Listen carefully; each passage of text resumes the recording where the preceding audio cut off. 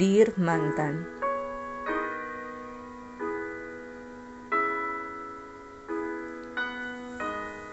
Tahukah kamu rasa apa yang paling tidak enak?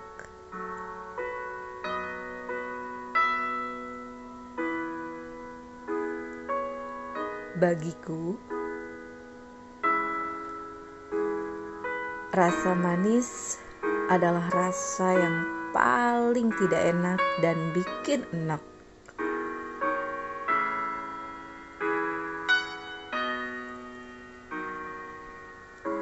Rasa manis memang manis dan bikin orang menjadi senang.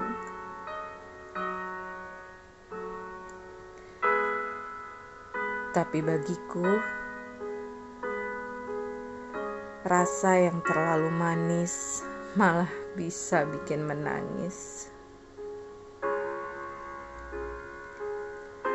Aku tidak suka rasa manis karena kamu pernah berbuat sangat manis padaku.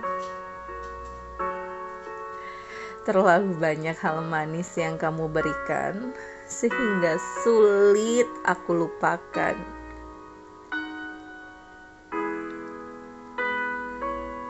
Dear Mantan, tahukah kamu,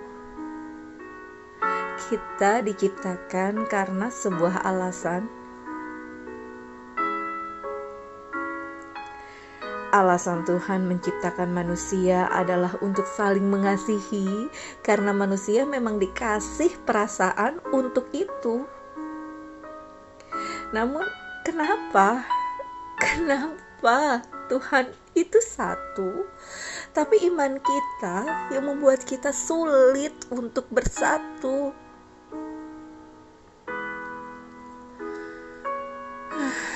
Dear Mantan, tahukah kamu, dari semua yang pernah hadir di hidupku, kamulah satu-satunya yang paling membekas di hatiku. Dan harapanku, aku pun masih berbekas di hati kamu yang saat ini masih aku sayangi.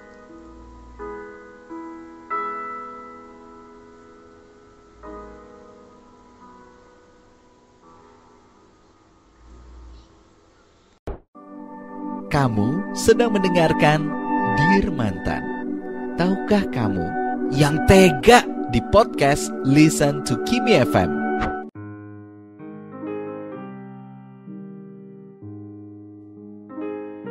Halo, perkenalkan nama gue Agustaleo Sembiring. Biasanya gue dipanggil OL.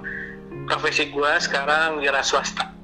Oke, ada sih yang lumayan buat gue berkesan. Anyway, dia umurnya lebih tua dari gue. Mungkin sekitar 3 atau 4 tahun sih dia lebih tua dari gue. Gitu sih. Dan apa ya, proses dekatnya dan pendekatannya dan segala macam sampai jadinya sih, kalau gue bilang gue cukup unik. Karena saling titip-titip salam ya, waktu itu kan masih belum terlalu banyak kayak WhatsApp segala macam gitu kali ya. Kayak gitulah prosesnya, dari titip salam, terus titip salam balik, dikenalin segala macam, terus akhirnya jalan. Ya cuma dia masalahnya sih, ya itu ya, dia lebih tua dari gue sekitar 3 atau 4 tahun sih. Yang bikin berkesan satu, beda agama. Ya apa ya, selain beda agama ya, emang secara umur dia lebih tua dan udah pastinya dia lebih dewasa berpikir, tapi itu tidak membuat dia apa ya, walaupun dia lebih tua itu tidak membuat dia merasa tua jadi seenak-enaknya gitu, enggak. Dia orang Jawa, dan tau lah orang Jawa tuh kayak gimana ya kan, yang sedangkan gue orang Sumatera gitu. Jadi dia tuh tipikal orang yang bisa menghandle emosi gue sih gitu.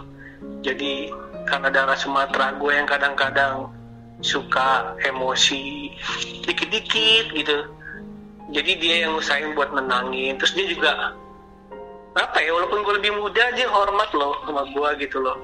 suka cium tangan kalau ketemu kayak gitu, ataupun dia pamit pulang. Ya cuma ya itu gue masalahnya beda agama aja sih sama dia. Sama dia itu kurang lebih hampir 1,5 apa? Iya 1,5 gitulah, kalau nggak salah deh. 1,5 hampir 2 tahun gitu sih. Dia lebih tua dari gue kok, dan beda agama pula lagi. Gue Kristen dan dia Muslim sih.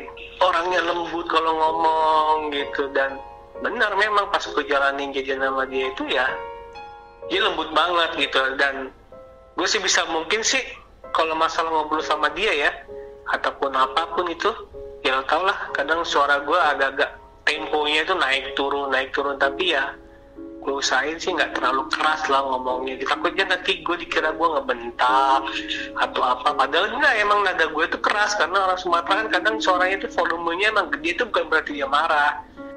Kalau physically mungkin cowok nggak munafik ya, tapi jauh dari itu ya, karena dia natural sih kalau buat gue ya. Jadi tuh dia tuh nggak, make upnya tuh yang nggak tebel banget gitu, pokoknya natural deh buat gue. Dia cuma pakai bedak gitu pun juga udah ayu banget gitu, memang kayak orang apa ya, mukanya Jawa gitu dan ayu banget buat gue gitu. Dan gue punya panggilan sayang itu waktu itu yang nuansa Jawa gitu lah, panggilan sayangnya, nggak tahu kenapa panggilan yang Jawa itu loh, Cahayu sama Cah Bagus gitu. Dia tuh bisa merubah emosi gue menjadi cair gitu. Jadi kalau gue emosi, kalau gue ngelihat mukanya dia atau ngelihat dia itu langsung tiba-tiba itu gue langsung adem gitu, hati gue adem. Terus dia dengan senyumnya juga itu jadi bikin gue apa ya, jadi nggak emosi gitu. Jadi bahaya loh kalau punya pasangan kayak gitu, bahaya itu maksudnya kita tuh butuh pasangan yang kayak seperti itu loh sebenarnya loh, kita yang bisa jadi air, bisa jadi api gitu. Jadi kalau kita jadi api, dia bisa jadi air gitu. Jadi kalau buat ngelihat dia yang tadinya emosi gitu jadi nggak emosi. Terus juga dia ngargain gue walaupun gue lebih muda, kayak gitu. Ngomongnya juga kalau gue emosi juga dia bisa ditata baik-baik gitu. Jadi kayak bisa dibilang ya gak dibohongin sih, memang kalaupun umur dia lebih tua, dia pun pemikirannya lebih dewasa. Cuma ya namanya cewek tetap cewek ya, kadang manjanya kan juga ada ya, itu udah natural banget gitu ya. Kadang-kadang yang bikin gue agak nggak sabar tuh kalau lagi manjanya aja kali ya, gregetan gitu. Tapi ya bagus ya, dia bisa ngeredam emosi gue gitu. Dan kayaknya semua cowok tuh butuh, semua cowok tuh butuh pasangan kayak gitu loh, yang bisa ngeredam emosinya. Jadi dia nggak di luar batas gitu kalau dia bersikap, karena emosi dia keredam. Karena kan cowok kan nggak bisa mengendalikan emosi ya kadang cowok tuh ya.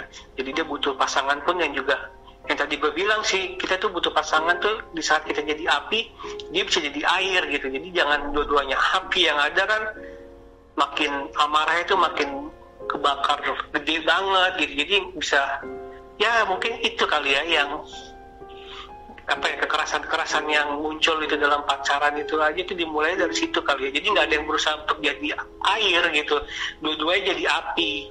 Jadi ya susah. Gue gitu nganterin dia ke rumah temennya gitu kan, dan tiba-tiba ke rumah temennya itu sahabatnya lah gitu. Terus tiba-tiba dia nelpon, ada orang nelpon ke rumah temannya itu.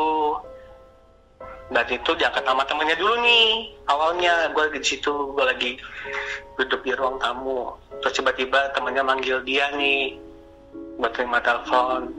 Terus dia ngobrol. Tiba-tiba dia nangis sambil ngobrol gitu kan. Terus gue lihat kenapa dia nangis nih. Terus gue tanya sama temennya, dia nelpon siapa? Aku bilang gitu kan. Yang temennya dia bilang itu yang nelpon mamahnya gitu. Jadi pas selesai nelpon, dia walaupun kadang-kadang masih sedih, nangis. Terus tadi temannya kayak ngasih gue buat berdua buat ngobrol sih gitu. Jadi gue ngobrol di depan kalau nggak salah, di teras kayak gitu. Jadi dia cerita gitu kenapa nggak bisa nangis. Jadi ternyata nyokap itu telepon, dan nyokapnya udah tahu tentang hubungan gue sama dia gitu. Dan gue nggak tahu dari mana taunya, dan nyokapnya juga tahu kalau gue sama dia tuh beda agama gitu.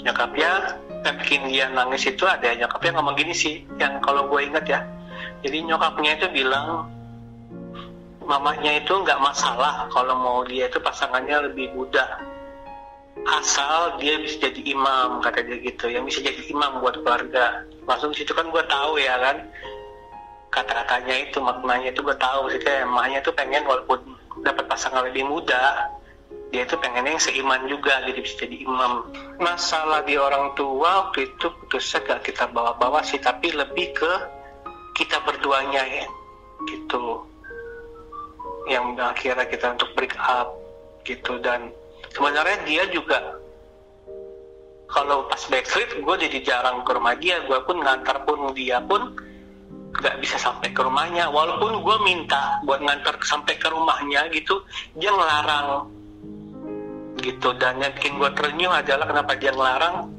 dia gak mau gue jadi sakit hati nanti ketemu sama keluarganya dia gitu. Dia gila, coba dia masih mikirin perasaan gue, jadi dia tuh kenapa ngelarang gue buat tidak ngantar sampai dalam rumahnya, ibarat kasar gitu, masuk ke pagar dan segala macem yang biasa gue lakuin.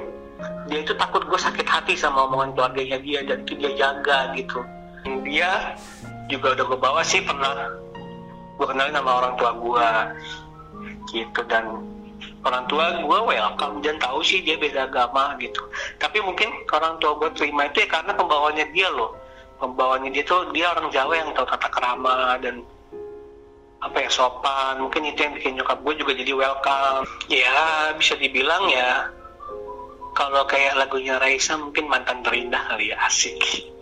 Lagunya Raisa apa lagunya Kak Hikmah tuh gue lupa. Ya pokoknya itulah salah satu mantan terindah lah gitu, yang berkesan buat gue. Karena satu juga yang waktu gue ingat-ingat adalah sebelum gue break up atau putus sama dia itu, dia udah bilang gini sama gue, kalaupun nanti suatu saat kita putus, aku pengennya kita tetap berhubungan baik. Aku kaget lah ngomong kayak gue, dia ngomong kayak gitu kan. Dia coba untuk bilang kayak gitu sama gue. Jadi dia nanti kalaupun kita udah nggak lagi, dia pengen hubungan itu tetap baik. Walaupun nanti gue ada pasangan, dia ada pasangan gitu. Jadi jangan ada benci gitu.